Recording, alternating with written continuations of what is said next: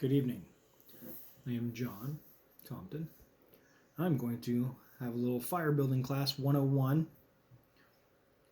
And what we have for our tonight is this cookie represents our going to be at the base of our fire ring. We'll put that here. I got all these rocks here. We're going to outline our fire ring to keep the fire contained.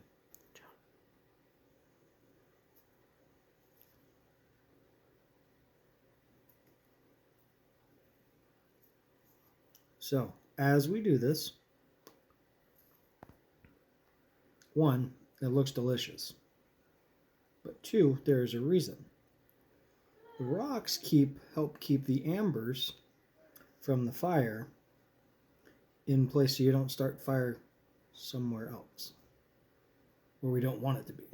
Like especially if we're in the woods. Okay? So, if you can bring the camera in closer. Okay, so now we have our fire ring. Whoops, losing a rock. Okay, so the neat thing about fire, heat transfers upwards, right? So we need to make sure that there's no trees above our fire. Because if we get too hot, then the trees catch on fire. Not so much fun. But guess what? We also got to make sure we don't have a lot of stuff on the ground where we have our fire ring that they can catch fire too. Like all this little stuff. Say if that was like leaves or what have you. We want to make sure that we're just down to dirt. Or depending on where we're making fire, it could be rocks or whatever. But not flammable stuff, right? So, over here, we have pretzel sticks. This is going to be our firewood. Okay? So, when making a fire, we can't use big sticks to make it start. Got to start out small. So, make a bunch of small little things.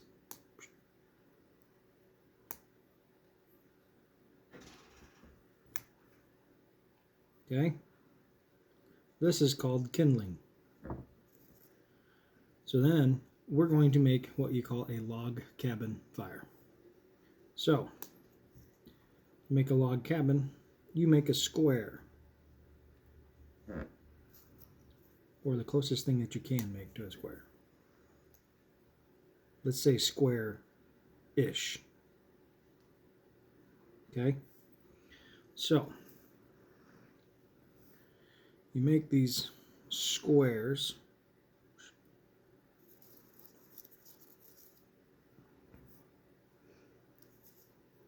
Hey John, I have a question for you. What would that be? What's your favorite part about the log cabin type fires? I like a log cabin type fire because it burns really good and it will last a long time in comparison to some other fires that we'll discuss later. So, as you do this, if you bring your camera forward, in the center of our log cabin, as you can see, we've made ourselves a base. Inside here is our kindling where we start our fire. This will help protect the wind from coming in and blowing out our fire and our kindling, so we can generate heat. Once you get the fire going and get the kindling started, you also want to close up your gap to create more heat for your fire. And then you will repeat this process as your fire gets bigger and bigger. As it looks kind of like what you would make how you would do a log cabin. That is the starter of a log cabin fire. Okay? Does that one last a long time? This does last a long time. Another fire that I am going to show you, let's move this one over here. We're going to take this other piece of delicious earth, okay, and we'll put him over here. I have to push him down a little bit. And we're going to do the same thing we did over here. We're going to make a fire ring.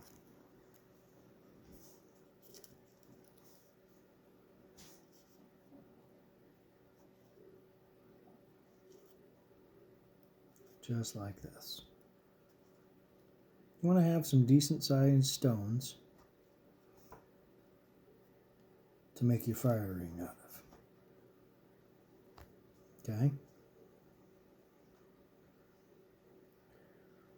This next fire we're going to make is called a teepee fire.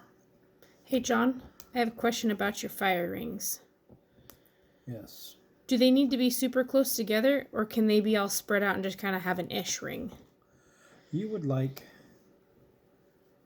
your rocks touching all the way around to prevent any of the embers falling out and catching any other fire starting material outside your fire ring. You don't want to have a lot of big gaps. But for instructional purposes, I want you to be able to see this. So, most times you would make a fire ring with in between 1 and 3 layers of rock. So it's taller.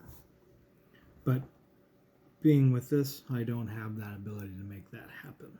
So, for a teepee fire, I have created some firewood, kindling,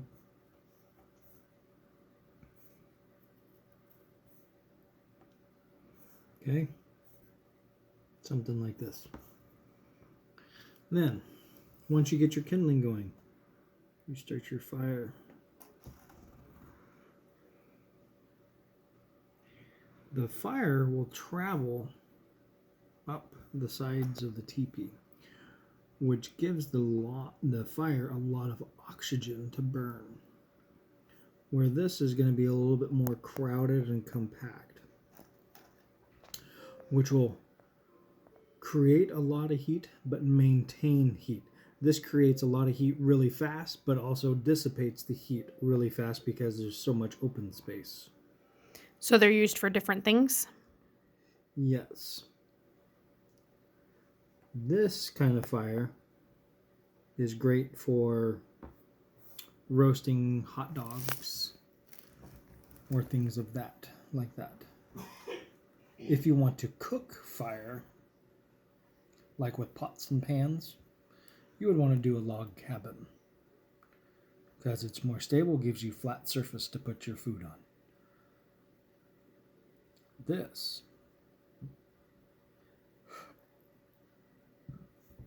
is a teepee fire.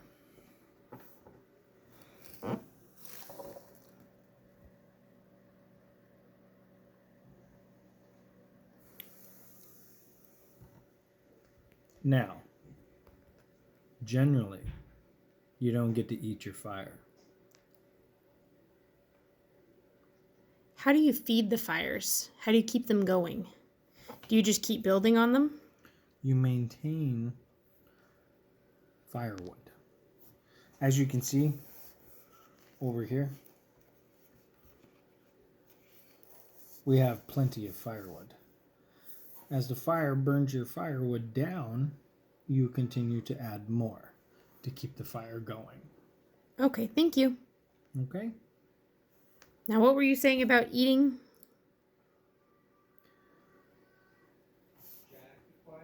You generally don't eat your fire, but I think this particular model looks pretty scrumptious. I'm pretty sure it's not gonna burn you. But safety first. Always gotta make sure.